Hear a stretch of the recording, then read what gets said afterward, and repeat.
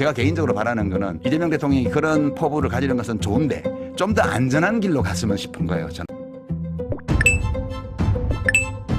유시민 작가께서 이재명 대통령에 대한 사실상 마지막 조언이라 할 수 있는 분석이 큰 화제입니다. 보도량이 쏟아지고 있는데 많은 공감을 받은 분석 끝까지 들어주시고 여러분들의 생각 댓글로 부탁드립니다. 그러니까 오로지 대통령의 말만 가지고 대통령의 의도를 그냥 인정할 거면 비평이 필요 없죠. 예컨대 검찰개혁, 형사소송법 개정 이런 것만 하더라도 수사기소의 완전한 분리라는 문제에 대해서 대통령이 과거에 대통령 되시기 전에 그거에 대해서 좀 다른 얘기를 하신 적도 있고요. 대통령 되고 나서는 공약도 그랬고 공식적으로도 늘 원칙적으로 그렇게 해야 된다고 얘기를 해왔어요. 그러면 그 대통령의 말을 100% 신뢰해야 돼요? 그거 아니잖아요. 왜냐하면 진짜 그것이 대통령의 의사라면 어떻게 장관이 그와 다르게 할 수 있죠? 법무부 장관이? 어떻게 국무총리가 그거하고 총리실의 TF가 그것과는 다른 얘기를 할 수 있죠? 어떻게 행안부와 법무부가 입법 예고를 한 공소청법, 중수청법 법안이 그 원칙에 어긋나는 게 될 수가 있죠? 이런 의문을 가지게 되잖아요. 이런 의문을 가지게 되기 때문에 대통령이 진심을 말하지 않았을 수 있어. 아니, 대통령이 물론 다 진심만 말해주면 좋죠. 근데 국가 운영을 하고 정치를 하다 보면 때로는 그렇지 않을 때도 있죠. 그것이 도덕적으로 무슨 단죄하려는 게 아니고 우리가 비평을 할 때는 그걸 다 봐야 된다는 거예요. 그 대통령의 정계 개편 이런 것도 이제 이런 의문들이 있어. 기자분들이 질문하시잖아요. 네. 저도 비평하는 사람이니까 가끔씩 질문을 떠올리죠. 계속. 그럼 왜 문재인 대통령을 정말 끔찍하게 비방하는 유튜브 방송을 장기간에 한 사람을 인사혁신처장으로 기용했을까? 왜? 그럼 이재명 정부의 주요 인사들은 그런 사람이라도 괜찮은가? 이런 의문을 가지게 네. 되죠. 이병태 씨 같은 사람, 뉴라이트예요. 정말 그건을 서슴지 않았던 극단적으로 치우친 이념을 전파했던 사람이에요. 저런 사람도 괜찮은가? 그러니까 굳이 저런 사람을 스카우트하는 이유는 뭘까? 이런 생각을 하게 되죠. ABC는 소위 뉴 이재명을 표방하는 사람들이 예컨대 이현조 의원 같은 사람이 중심이 되어서 국회 대회의장에서 무슨 토론회를 열면서 대놓고 문재인 대통령을 비난했습니다. 그리고 노무현 대통령을 지금도 잊지 못하는 사람들을 정신병을 앓는 사람이라고 얘기를 했고요. 그 토론장에 민주당 국회의원들이 중진들을 포함해서 여러 명 와 있었는데 그 누구도 그거에 대해서 이의 제기를 하지 않았어요. 저는 그냥 제 생각을 얘기하는 거예요. 그것이 민주당에 무슨 이익을 주냐 손해를 주냐에 대해서는 그건 제 일은 아니라고 봐요. 저는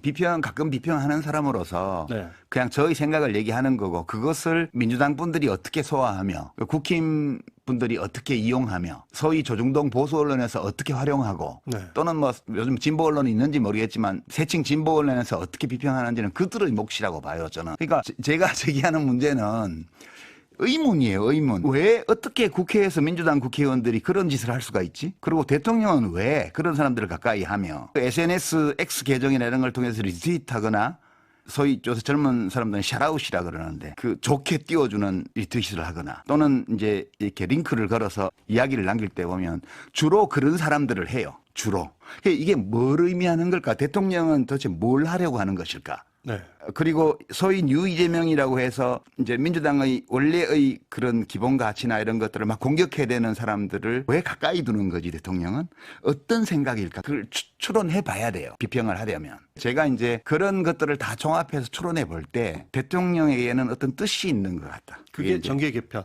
아니 정계 개편은 뜻이 아니고요. 네. 정계 개편은 그 뜻을 이루는 수단이죠. 수단. 그 뜻은 이제 모두의 대통령, 포용, 통합 이런 대통령이 즐겨서는 말해서 우리가 짐작해낼 수 있죠. 중도 실용. 예, 그거는 아니 그냥 중도 실용이 아니 이해할 수 있어요. 저는 이재명 대통령이 예전에 알릴레오 북스라는 그 책 비평 프로그램에 나왔을 때 김대중 대통령 육성회고록이나 이런 거 네. 다룰 때 그 얘기를 한 적이 있어요. 네. 그러니까 이명박 대통령이 그 노무현 대통령을 검찰을 시켜가지고 그렇게 해코지하고 그 일이 일어나면서 그때 응축된 에너지가 결국 이명박 박근혜 두 대통령의 탄핵과 구속을 불러왔고 그 역풍이 다시 윤석열 검찰 독재 정권을 탄생시켰고 그 끝에 내란이 왔고 다시 그 반작용이 이제 이 탄핵과 윤석열의 구속 그리고 정권 교체 이렇게 이런 정치적 에너지가 서로 극단적으로 충돌하면서 우리 사회가 근 20여 년간 이렇게 온 이것이 과연 이래도 되냐? 이대로 대한민국이 갈 수 있냐? 이런 문제에 대한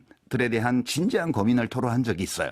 그러니까 이제 대통령의 입장에서 보게 되면 어떻게든 이 충돌의 에너지를 줄이고 그 정치적 양극화를 좀 완화하고 그리고 되도록 어떤 국민적 합의가 높은 수준에서 이루어지면서 국가 운영이 될 수 있도록 이렇게 해야 되지 않을까라는 의지 네. 이런 것을 가졌으리라고 저는 추측해요. 모두의 대통령이 되고 싶은 그런 모두의 대통령이 될 수는 없지만 그것이 되려는 지향을 가지고 국정 운영을 하겠다는 거죠. 저는 그런 의도가 있다고 추론했어요. 대통령한테. 근데 제가 가진 문제의식은 그러면 과연 대통령이 지난 1년간 해온 방식으로 그걸 할 수 있을까? 해볼 때 아니라는 거예요.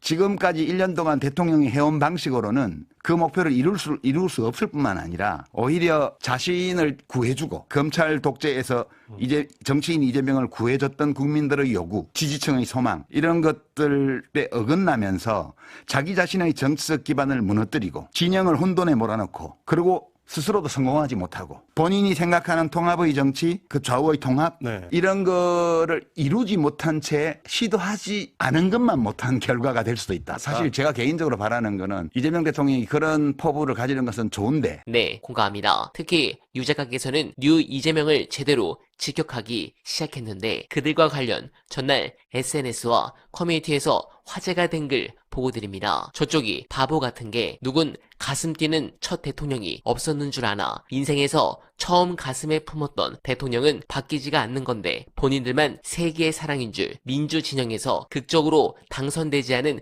대통령이 있나. 평생 김 대통령 지지해서 건국 이후 최초 정권 교체를 만들어낸 세대한테 물어보면 이후 대통령 누구라도 그 인생에 감히 비교가 되냐고 안 하겠나. 노사모가 한마디 한마디 연설마다 심장을 두드리던 그 첫사랑을 누구로 대체하겠으며 금목서 은목서 향기로 참담함을 표현하던 그 단단하고 단정한 사람을 첫 대통령으로 품은 이들에게 현 대통령이 뭐 그리 매력적일까. 다 첫 대통령은 가슴에 묻고 어지간하면 지지해주고 투표해주려고 했던 건데 표독스럽게 자기 최애 말고는 다 쓰레기라고 깎아내리니 나도 잠시 잊었던 내 최애를 떠올릴 수밖에. 누군 내 대통령 지키려고 울고불고 안 해봤나. 아무렇지 않아서 참았는 줄 아나. 민주당을 사랑했던 내 대통령 뜻을 아니까 1년차밖에 안 된 정부 두고 본 거지. 모질게 등 돌리지 못하고 망설이는 이유가 이제 겨우 1년인데 그 하나밖에 안 남은 게 얼마나 무서운지 모르고 그 마음조차 고생하던 내 대통령이 떠올라서인걸. 네, 너무 공감합니다. 이전부터 지적했지만 대통령이 중심을 잘 잡고 결자 해제해야 합니다. 도대체 지지자들은 왜 대통령에 대한 마음이 식었을까? 이는 최근 유 이재명의 전행에 대해 제대로 지적하지 않는 대통령에 대한 실망감도